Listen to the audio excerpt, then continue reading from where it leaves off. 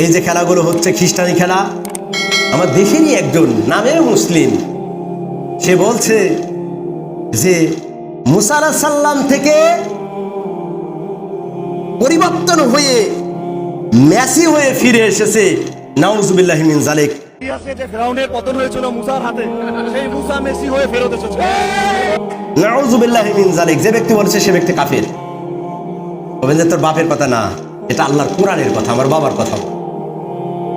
আপনি নবীর সাথে সাধারণ একটা মেসির তুলনা করছেন, যে খ্রিস্টান, যার ইসলাম নাই, যে ইসলামকে ধ্বংস করার জন্য প্রত্যেক বছর কোটি কোটি কোটি বিলিয়ন মিলিয়ন টাকা সে খরচ করছে, ওনাকে আপনি নবী হিসেবে দাবি করছেন।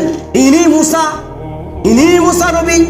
মুসা থেকে ট্রান্সলেট হয়ে, মুসা থেকে রূপান্তরিত হয়ে ইনি এসে হয়ে গেছে মেসি। নাউজুবিল্লাহি মিন যালিক।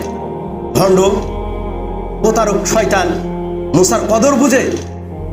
মুসা আলাইহিস সালাম একমাত্র নবী যিনাকে কালামুল্লাহ বলে ঘোষণা করা হয়েছে। আল্লাহর সাথে প্রথমে কথা বলেছেন মুসা আলাইহিস সালাম। আল্লাহু আকবার।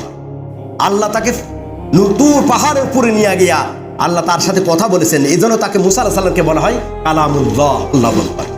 অজ্ঞ মূর্খ ঈমান নষ্ট হয়ে গেছে, উনি ঈমান হারা হয়ে গেছে। আরো কিছু দেখলাম হুজুগে বাঙালি বলছে মেসির সাথে যদি 100 বছর জাহান্নামে থাকতে হয় তবু আমি থাকবো। বলে নাউজুবিল্লাহি মিন যালিক। লাথি মারি ওরকম মেসি। আমার 1 সেকেন্ড জাহান্নামে যাওয়ার প্রয়োজন নেই। যে ব্যক্তি জাহান্নাম কামনা করবে তার জন্য জান্নাত আল্লাহ হারাম করে দিবেন, জান্নাতের দরজা আল্লাহ বন্ধ করে দিবেন। আবেগী মুসলমান হওয়া যাবে না।